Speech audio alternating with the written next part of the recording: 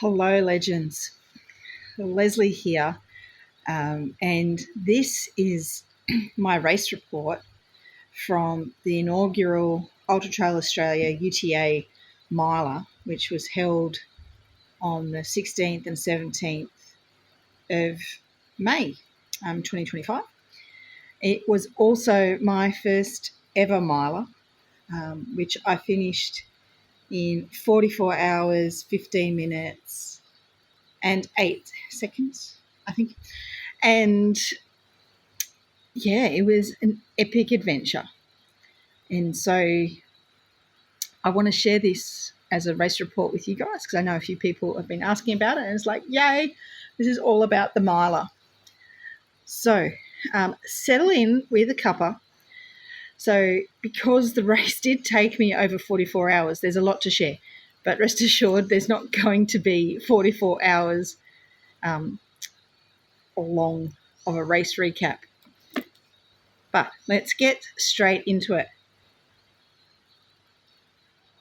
So getting straight into this now, I signed up for UTA with the full intent of doing the miler. So when entries went on sale for UTA, they did not release the miler straight away.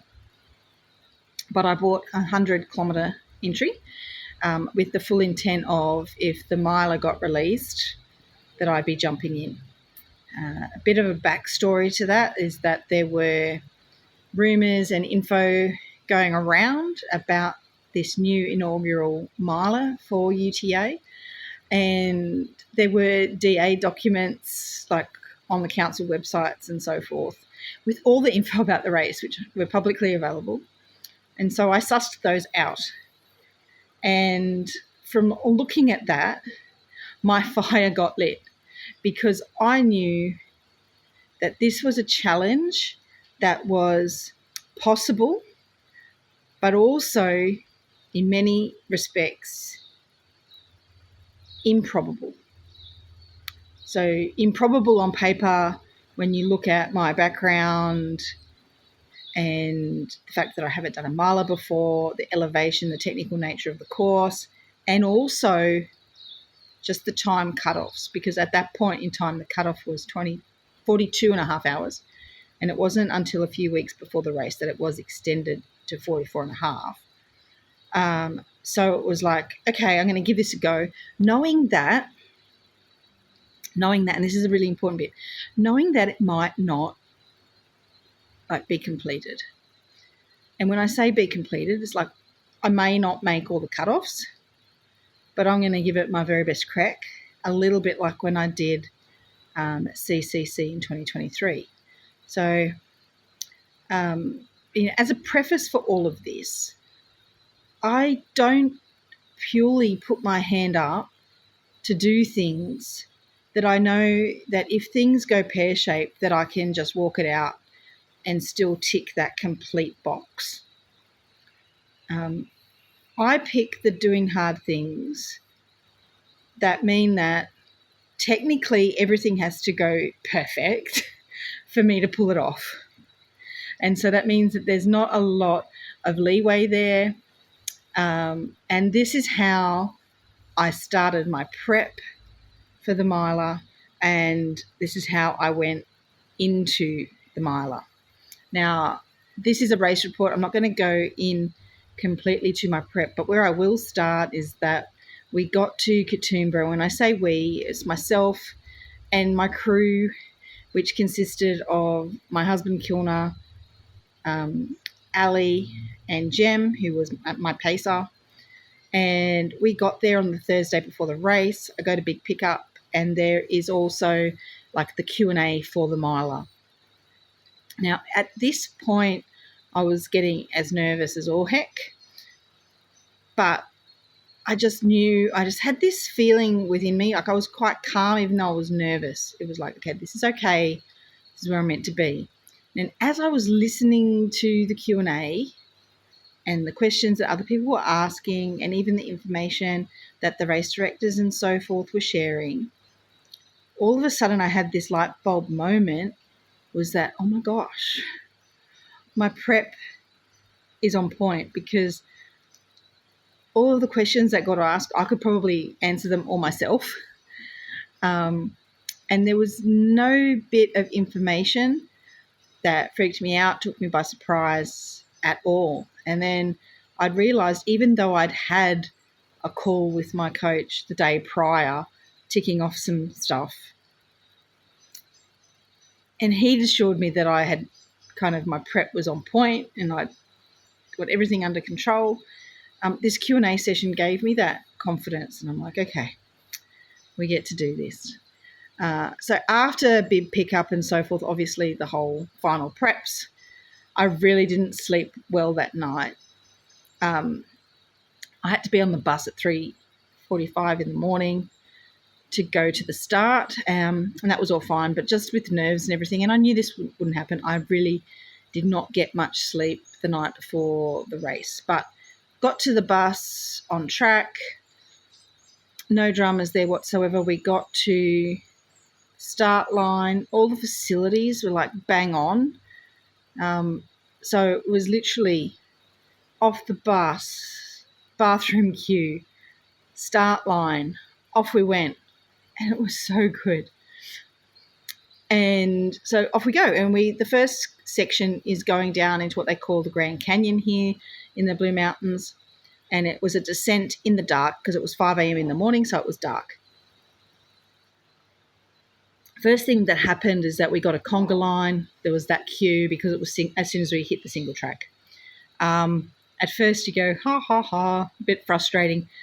In hindsight, I think this was actually bang on perfect for me because it meant that I didn't start too hard too soon. So I had a strategy going in that the race was in two halves, and that not that they were equally split, but it was me getting to 90K to get to my pacer and then my pacer getting me home. Those were my two strategies. And I knew that particularly the first 50 to 60K, I needed to push a bit. I needed to not go obviously too hard, but I actually took a bit of a learning from watching the Jasmine Paris documentary about Barclays, about not so much banking time, but just really pushing in the start so that we could actually have enough time to finish in the back end. And so I took that on board, and that's the strategy that I employed. So anyone that hasn't watched that Jasmine Paris documentary, I totally reckon you should just jump on that. It's on YouTube as well. So Grand Canyon was pretty much a conga line most of the way through. We go all the way down through the dark, and then it's the climb up. And I got to the top and I'm like, okay, yep, this is feeling hard, as it should, because it's a climb, and it's a decent climb on this, and there's lots of stairs on this course for those that don't know. And then I was like, mindset, got to switch this on. So going up the top of that climb, get out of the Grand Canyon, and I go, yep, warm up done, which is super cool. Then it's just a matter of running through the single track to Govetts Leap, where there is the first checkpoint. And so I did that. I had all of my crew there, swapped over bottles, so like minimal time spent there, in and out, and then off to Perry's. And again, there's a little bit of single track. I didn't push it too much on the single track there, but when I got to the road, I tried to run as much as I could because I knew that when it was road sections, those were my opportunities to open up a bit. Got to Perry's. Again, it was like, use the bathroom facilities because I knew there wouldn't be any for a while, and swap over my water because, again, I knew I wouldn't be seeing my crew for a while. So I went, topped up with all my water and all my fuel, and then down I went Perry's. So for those that don't know the course the way I do, or the way a lot of us do, it's about a 20 to 25% grade down on some steep stairs. Then we cross a river and we go up towards Lockleys, which again is another climb of around 20%. But this time, not so many stairs, but just quite loose, scrambly rock, and up we go. So going down Perry's, I sort of put my poles away because I find they get in the way, and I like to grab onto things and sometimes get on my tush. and get down. And so I got down. I got probably a third of the way down, and then my legs were starting to feel a bit jelly. And I'm like, okay, pull back, because I can't afford for my legs to be jelly this soon in the race, because we're not even 20k in at this point. So I pulled back a bit, got to the bottom, crossed the river, and then started that climb up Short Ridge Pass, which goes to Lockley's Pylon, and poles out. And then it was just a steady climb. You know, that descent and that climb didn't feel any better on race day than it had in training. I had some company, so some people were there. Eventually, I kind of let them go because I found that I wasn't sticking to my pace. I was sticking to other people's pace, and so I found that I had to let them go. So I got to the top of Lockley's feeling a bit yuck because it's just a big climb. And then I knew that I just needed to get to Fortress Ridge, which was a sort of a two-step process. The first step was taking the single track that had some loose rocks and so forth to get to Mount Hay Road. And I used that opportunity to refuel and so forth after the climb. And then when you get to Mount Hay Road, it's only about another 1.5k to Fortress Ridge. And so that is when it's the whole walk, run, go as fast as you can. And so I continue to do that. It's at this point that I'm feeling a little bit I'm feeling a little bit down. I get into Fortress Ridge and I'm just topping up my fluids at this point, and then just trying to go on my way as quickly as possible. Because when I'm topping up my own fluids, you know, I'm having to like pull out the flasks and actually pop my electrolytes in and so forth. But when I've got my crew, they've got the flasks ready to go, so it's much quicker. But unfortunately, it wasn't a crew checkpoint, so it does take a little bit longer. But that's okay. I had factored that in. Then there was like a Y out, sort of a double Y sort of scenario out and backs. And so you get some epic views. And then you also got to see some other people. And by seeing other people, it's funny how it can either like lift you up or it can make you compare yourself to others. And so I had to be really conscious of it doesn't matter where other people are in the race. I am on track with my plan and I'm exactly where I need to be, which I was. And so I just reiterated that to myself. And there were some epic views there when you get to the edge of the Fortress Ridge Lookout and so forth, and you get to see the photographers and so forth. That's good fun. Then, of course, once you get back to Mount Hay Road, it's about 5 kilometres to the turn off to Bruce's Walk. Now, it is all fire trail, like road, dirt road, and like it does my head in. Like I've done it a few times, and that section does my head in. So there were some negative thoughts coming through, and I guess at this point I did have a little bit of an epiphany. And this epiphany was, I'm not sitting in my comfort zone, right? And it's only the comfort zone that feels good. So I don't need to feel good right now for me to be doing what I need to be doing.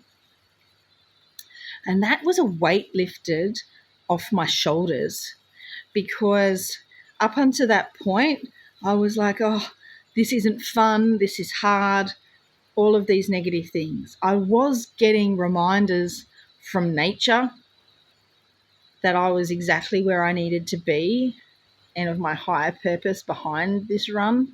And I just sat with that and I kept pushing anyway.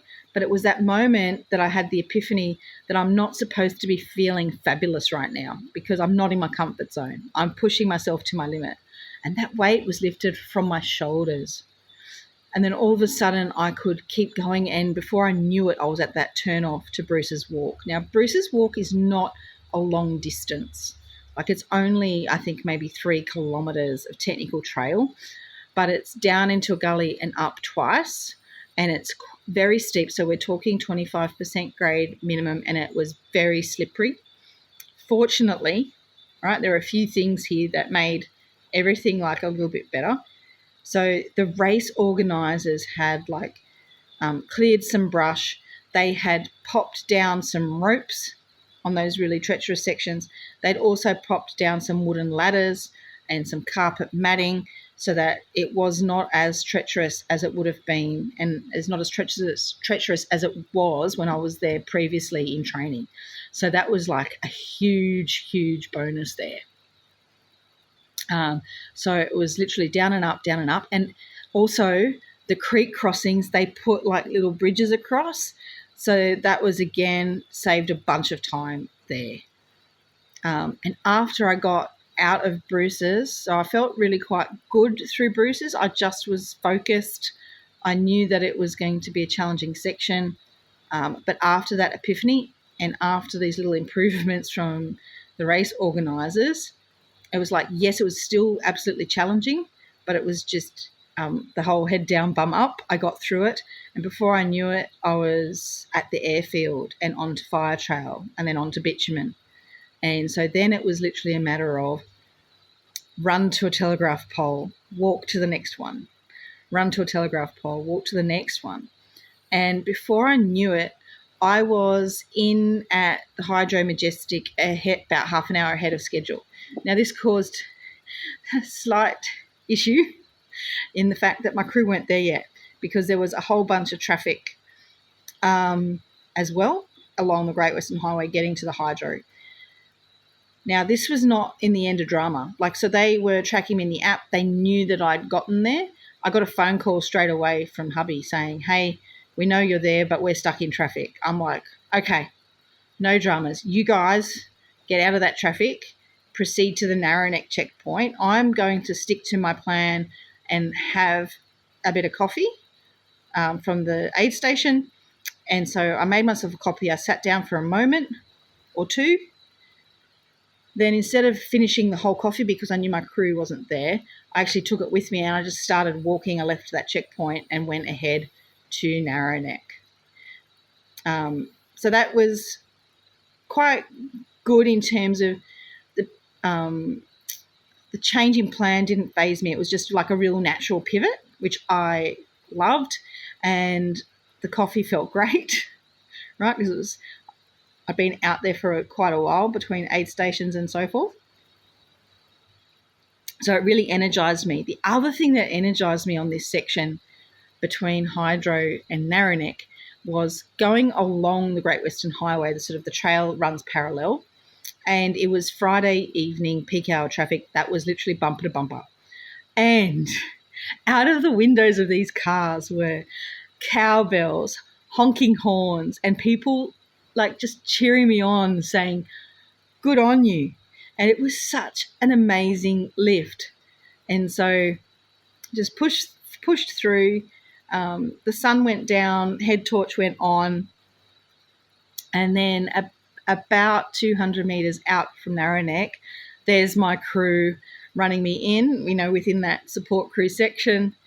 And then I was able to do everything that we'd planned to do at the Hydro. We just did at Narrowneck. So I took a little bit extra time there, changed clothes, changed shirt out of a sweaty shirt so that I would be warm for the night, restocked head torch batteries, fueled up, again, had another coffee, and then off I went. Into the night. A few people were sort of saying that when they saw me, I looked a bit shell-shocked, and I might have been, but at the same time, I was quite focused on what I needed to do. So I kept going. So the next segment was literally going out along Narrowneck, which is about 12K, and then we descend into the Megalong. So Narrowneck is a bit of a road. You just go out and about. And then at a certain point, I actually came across my friend and training buddy, Lisa. And so we decided that because it was dark and because we knew that the section going down Wallaby Track and Duncan's Pass was going to be a bit treacherous, we decided, even though it normally wasn't in our plan, we decided to stick together for that next section, just for moral support and for safety. And so we got to the end of Narrowneck pretty good. And then we start going down the Wallaby Track. Now, the Wallaby Track / Duncan's Pass is what a lot of people call it. it is narrow and steep on the best of sides, on the best of times. So like you kind of feel like you're on the side of a cliff. One wrong step, you could like go head over turkey.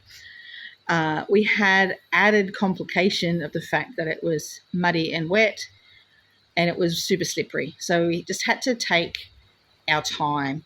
They had put some like ladders and ropes in sections, which did help, but it wasn't 100% fabulous. So there was a 1K section there that took us 47 minutes. So that really was a lot slower than expected. And so whilst like going down Perry's and up Lockleys, like I was about 10 or 12 minutes ahead of times that I'd done it in training.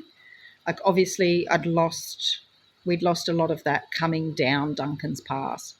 And then it was still quite slippery getting down from Duncan's Pass to Medlow Gap. But we got to Medlow Gap with, maybe 10 minutes to spare. So it was literally bathroom break, fill up the water, and then off we go to Foggy Knob. But at this point, we've got more fire trail / road. And so we're literally run walking together. And we get to Foggy Knob. And again, Foggy Knob was purely bathroom, water bottle type refill again. And then it was all about getting up to Iron Pot. Now, getting up to Iron Pot, you can't train on that section. So I was really unfamiliar. I'd never been up there because when I've done the 100K, it did not go to Iron Pot that year. So it is single track. It's a pretty decent climb. And you get to the top. I actually think it probably would feel a bit more gnarly in the daylight, because my understanding is that it's a rocky, narrow ridge where it is actually a bit treacherous. But when you can't see where you can fall, it didn't really freak me out. So it was literally just a matter of getting out there and back. And it was really cool to see the marshal that was up there with the fire. And so both Lisa and I, we sort of got up there. Again, not the fastest of segments, but we just did the job. Then it was a matter of getting to Megalong Road and to the 6-foot aid station, which was quite a few Ks, can't necessarily remember now. But there was a combination of single track and then road, and a fair bit of climbing involved too. And so it was just a matter of getting down the steep single track, which was also a bit gnarly. And so I was a bit more strong on this. And so the thing that Lisa and I found in training is that we had different strengths and weaknesses. And so at this point, I went ahead a bit because I was a bit better on the single track. Lisa's a bit better on the road, fire trail part, and better on the climbs. And so I went ahead on the single track, and then she caught me back on Megalong Road. And getting into 6 foot, again, I was about half an hour ahead of plan. So even though I got tight around Medlow Gap and Foggy Knob, I was able to come ahead again. And this was pretty much what I'd planned. Like when I'd gone through, I've got here all my notes, like when I'd looked at the splits, that's exactly what I thought would happen, and it did happen, because it's just for some reason, like those sections of trails, like I knew my strengths and I knew my weaknesses. The other cool thing about getting from Iron Pot to 6 foot is that I ran into a couple of the other runners, and so got to have a bit of a chat, and it's just really cool to share the trails with different people and just have an encounter. And then we go off into the night again, and people are chasing their own goals, but the camaraderie out there was pretty amazing, guys. It was pretty amazing. Now, I'm starting to feel pretty good by this point, except I get to Megalong Road, the section that's downhill to 6 foot, and normally I should be running that. I just didn't feel it, man. I didn't feel it, guys. And so Lisa comes and I'm like, no, I'm walking it in. And so I did. and I was still a bit ahead of schedule, but I was like feeling a bit low. I was feeling cold. Like, I found the fire. I found my crew. Did all the things I needed to do. So at this point there was like chafing. I needed to like change clothes. I needed to address the chafing, get some food into me, get some more coffee into me, because it's like the warm drink of choice, really.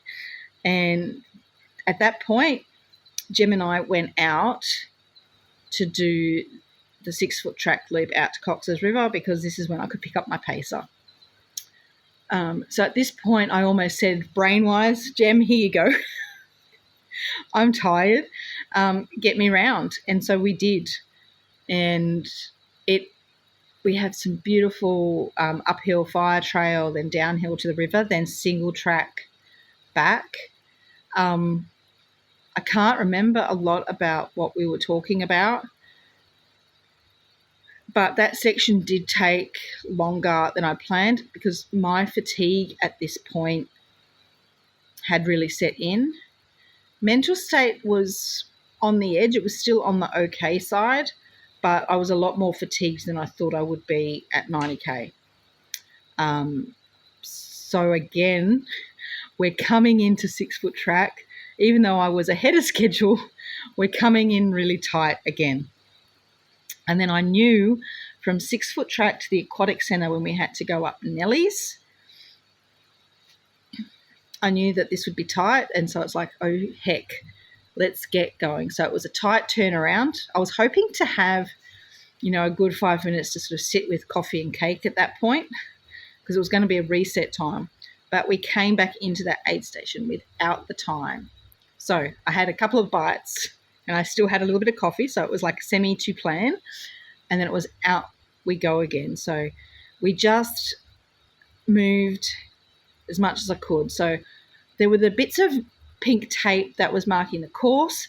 And so literally I was moving from pink tape to pink tape and trying to run as many of those little segments as I could, knowing that when you get to that Nelly's climb and those stairs, that it's pretty intense, because I think it's like 30 or 40% grade. But to Jim's credit, he kept me on track, and then I went up Nelly's a bit like a demon. And I had in my head that the cutoff for the aquatic centre was 11:45, but it was 12. Okay. In the end, we got in at 11:15. So I think having the timings mixed up a bit, right, probably helped. And so again, we were in and out ahead of schedule from that aid station. So you can see there's a little bit of a pattern. Different segments I'd be able to make up time, and others were tighter. Now, this next segment between aquatic and Fairmont is kind of when I lost my head a bit. So I really did rely on Jim to get me through. But it was this section that I found really challenging mentally. So at this point, we are at lunchtime going through tourist high trails, right? And so I'm tired, I'm sore, I'm trying to weave in and out of people. And then all of a sudden you get 100K runners coming through, which is totally fine. Obviously, we're sharing the trails. But in many instances, it means that you have to stop, move to the side to get out of their way, because that's what they're kind of expecting. They're not even really meant, some of them don't even want you to take that extra couple of steps to get to a wider part of the trail. They just kind of want to pass you right then. So when that was happening, my feet were starting to really hurt. And then mentally, I'm like, this is draining my time. This is going to make me miss the cutoff. And then I got into a really low place. I didn't fuel as much in this section. Excuse me. And I didn't like, to me, that's not a bad thing because on keto, I am relying on fat. But and I was topping up with my glucose jelly bean. So it's not like I wasn't topping up my blood sugar. I also did hold back on this one section on my drinking because I knew that there wasn't going to be any places along this little section to do bushwees because it's middle of the day, really busy single trail, no real side tracks to like go to the bathroom. And so there's these multitude of factors happening. But the one thing that I really felt low about is that I really did feel that those 100K runners didn't give a rat's that they were sharing the trails with miler runners.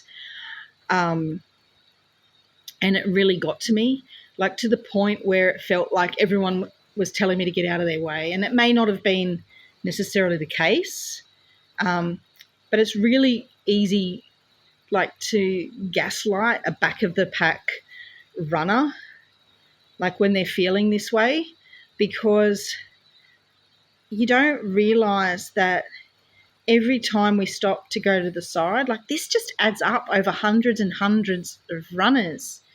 And, you know, you could be losing 15, 20 minutes per segment this way.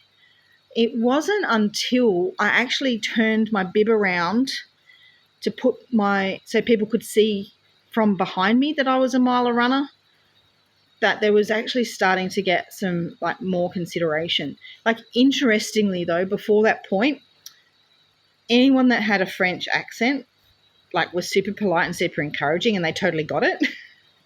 So yay to the French. And then like in general, most females kind of got it as well, potentially because they've been in that situation in the past. I think most of the guys coming through, it was just very much, oh, I'm chasing a silver buckle, and I don't give a rat's about anyone else around me, is what it really felt like, because none of the like elites or semi-elites towards the front behaved that way either. Anyway, so by the time I got into Fairmont, I'd been, you know, pretty cranky with my pacer, pretty cranky with the situation, and it was now getting really tight. I wanted to change my shoes and socks. We pulled off the shoes and socks, and the bottom of my feet looked like the whole soles of each of my feet had like one blister on my left foot, one blister on my right foot. I'm like, and people are like freaking out. So first aid was particularly awesome here. So I was feeling quite traumatized. I just wanted my cup of coffee and my bit of food, and that was happening. But they dressed my feet. We put clean socks on. Like the crew just stepped up. Like I didn't have to think much. I could just let people help me. And if there was any one bit of advice that I would give to anyone doing a miler, particularly a woman, right? You know, we're used to being hyper independent. Allowing people to help you and having a great crew makes such a huge difference. And so, you know, full credit, you know, my crew just let me run. My pacer just let me run. My crew just let me run. And that, you know, was bloody amazing. Guys, that was bloody amazing. So letting go of my hyper independence was like a super important thing that helped me get through.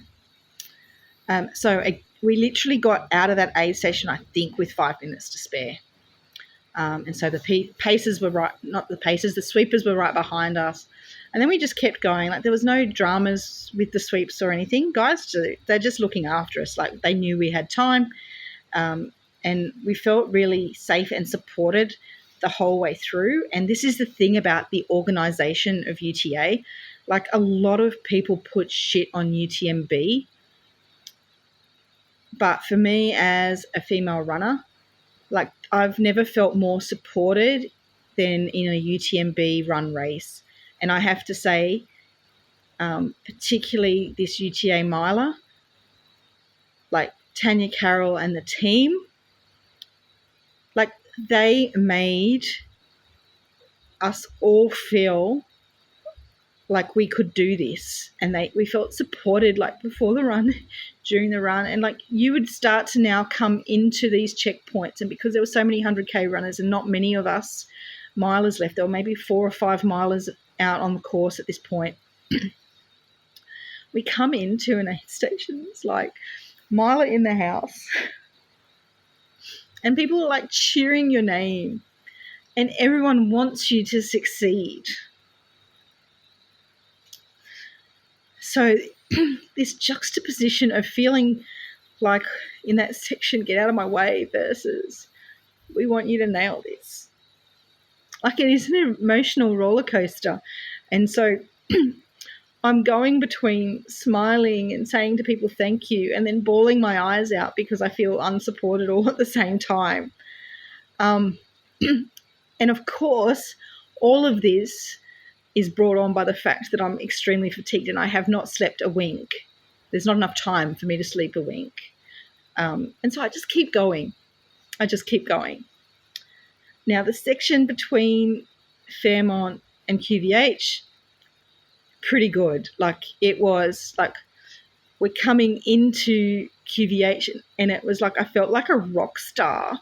There's like almost like a finish shoot coming into QVH, and there's people lining it and people calling my name. And then I remember Jen, my pacer, saying to the crew, yep, that was a good section.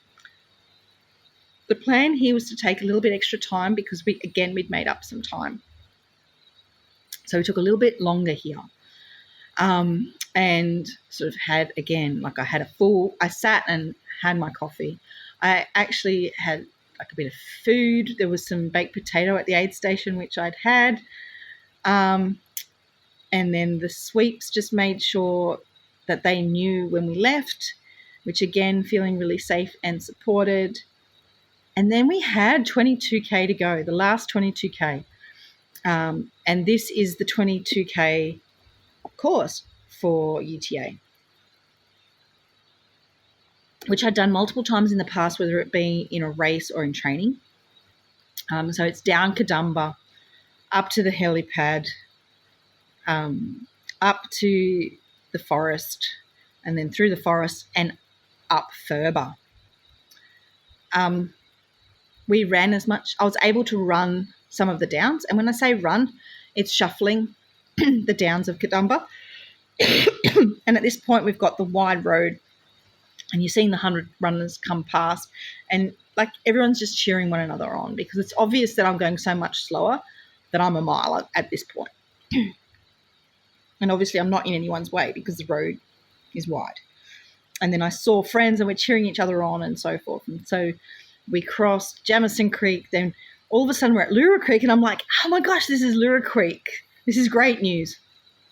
And then up we went to the helipad. The funny thing is that when we're going down to Jamison Creek, you can look up and you see the lights of the helipad aid station. And it's like, oh, heck, that's where we've got to go. It's like, yep, we did. And we got there. The thing there, I lost my shit in a good way. I was talking, the lady at the aid station goes, it's less than 9K to go.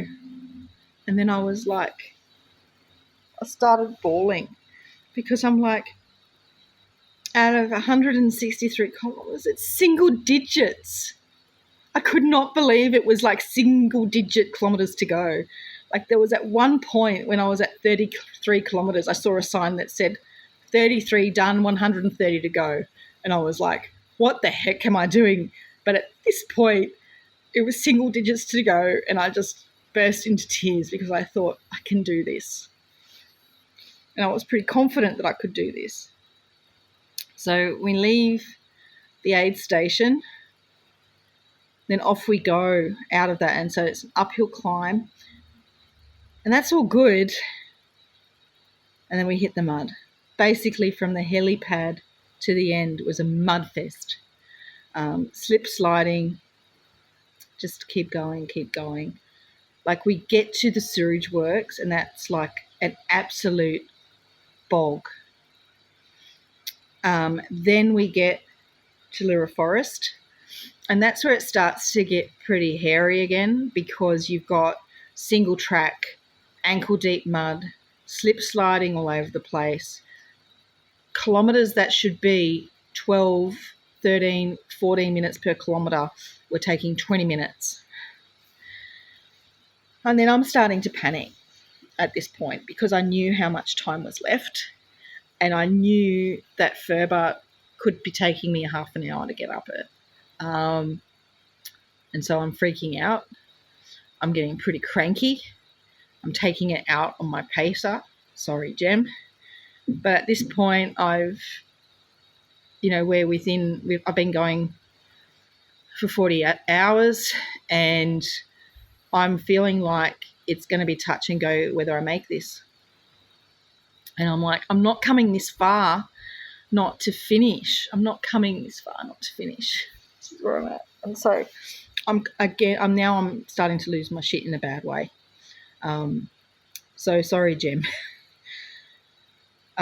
We just kept going, and again, it was super hard because people were just it felt like people were pushing me out of the way. At this point, though, I'd learnt, and I'm starting to get a bit more vocal and say, hey, I see you, just let me get to this spot where it's safe to pull over. Because in the mud, like you just needed those safe to pull over parts. And so by being a bit more vocal, that made the process a little bit better. Then I kind of got used to how the slip sliding was going to be. And it felt like time was starting to get short. And I'm like, I can't do 20-minute kilometres anymore. I have to get to the bottom of Ferber. I have to get there. I have to get there. I have to get there was in my head. And so I actually went ahead of my pacer, and I was almost treating it like little skis. I was like, ski forward, ski forward, ski forward, ski forward. And I found some rhythm finally, which I'd been searching for from the aquatic centre. I finally felt like I found some rhythm. And at this point, I actually stopped caring if I was getting in anyone's way, because I was like, I have to finish, and I don't care how I finish. I have to finish, and I have to finish within cutoff. And so I just, ankle deep mud, slip sliding, almost lost my footing a couple of times, but got to the bottom of Ferber, and then I'm like, I just stopped talking to anybody. I put my poles away, and then it was like up Ferber I went. Jem went ahead of me. I could hear people behind me, but I didn't care. At one point, one person asked to get by. No dramas. They went by. No one else said anything. So I just kept going, and up and up and up and up I went. And I was alternating between like huffing and puffing, and then just tears streaming down my face. Tears absolutely streaming down my face. I wasn't talking to anybody. I was just working as hard as I could to get to the top of Ferber. Like afterwards, I got a message from someone saying that Ferber would have been frantic. And yes, mate, absolutely, Ferber was frantic. And then I got to the boardwalk, and I just started running as much as I could. At one point, I told the guys I want all four of us to finish together down the chute. But Ali, Kilner and Jem decided that I should be crossing that finish line like solo. So that's what happened. But I get in there and I just hear everyone calling out my name. It's like, guys, we've got a miler in the house. We've got a miler in the house. And then I could see the time, and it was like 44:14, and I was just crying. I just cried. And so for any of one of you that have seen my finish line video on my Instagram or on my Facebook, it was particularly emotional. The volley gave me my medal. She gave me my towel. She gave me a hug. Jem came in and we had a 3 hug. Kilner came in and we had like more hugs. And then Ali came in and we had more hugs. And then I hear my name being called out. And then there's my friend Kim, one of my earliest running friends through 12WBT that we met. And she had waited for me to finish. And then I see my name being called again, and it was another friend, Jodie, who's one of my newer running friends since I moved to the mountains, and she'd run the 100K, and she'd waited after her finish for me to finish. I had another great hug. And then there was a friend, Steve, that we originally met back in Roselle at Running Science Days, and he had waited for me to finish. I couldn't get over the fact that this is like 1:15 in the morning, and there's all these people that had waited for me to finish doing my first mile.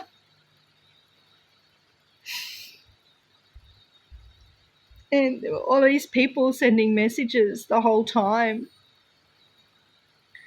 And if you guys are watching this, thank you.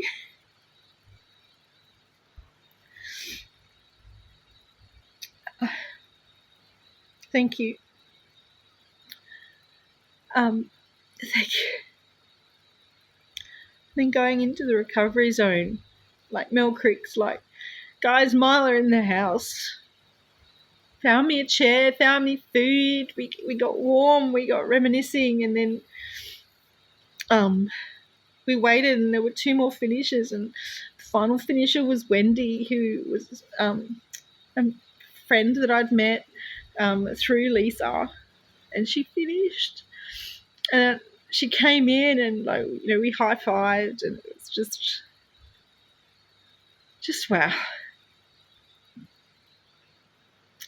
I know there are a lot of people that thought I wasn't going to pull this off. As I said at the start, this wasn't something that was ever guaranteed that I was going to pull it off. But it was something that I knew I had to do. I had to try. And a week later, I still sometimes don't know if it was a dream or if it actually happened.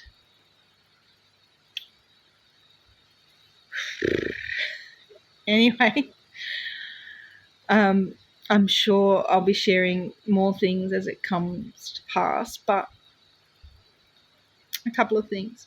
Mindset. The big mindset thing for me is that living outside your comfort zone is not supposed to feel great. And acknowledging that lifted a weight from my shoulders and helped keep me going.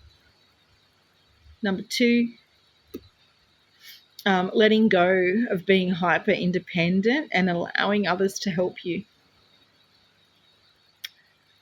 Like, yes, I did this, but I did this because I allowed people to help me, and my crew had my back. I trusted them. All 4 of them had my back. So obviously I know that my husband has my back, but then I brought in, Ali and Jem and everyone on Team Leslie. Team Leslie's Miler's Mob. They had my back, but I allowed them to have my back.